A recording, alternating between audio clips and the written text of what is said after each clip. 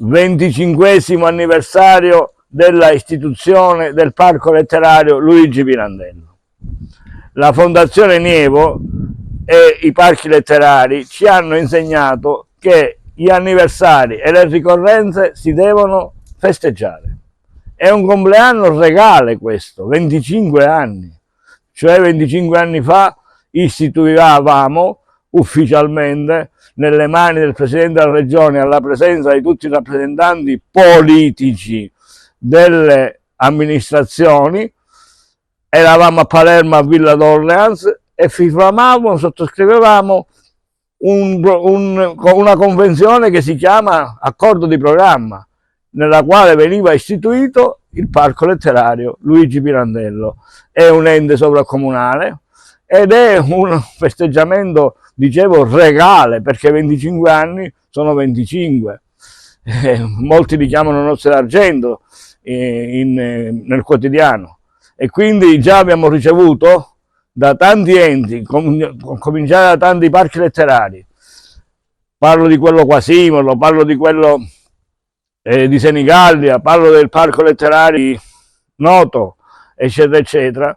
Parlo della provincia di Bergamo, parlo del comune di Senigallia, delle persone che abbiamo conosciuto tramite i parchi letterari e le reti che abbiamo creato, anche relativamente, per esempio, a Imperia, alla provincia di Imperia, a Villa Alfred Nobel, che hanno saputo di questa ricorrenza.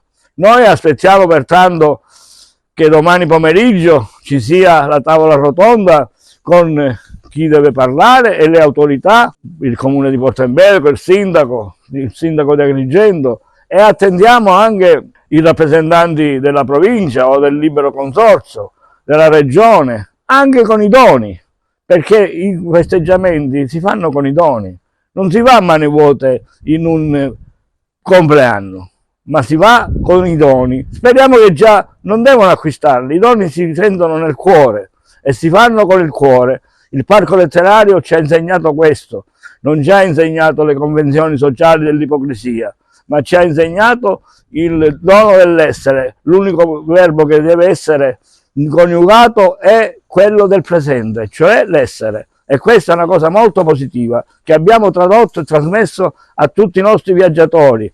Si chiamano così coloro che viaggiano o vengono al Parco Letterario. La seconda parte si svolgerà il giorno 19 con una bellissima serata in memoria del drammaturgo.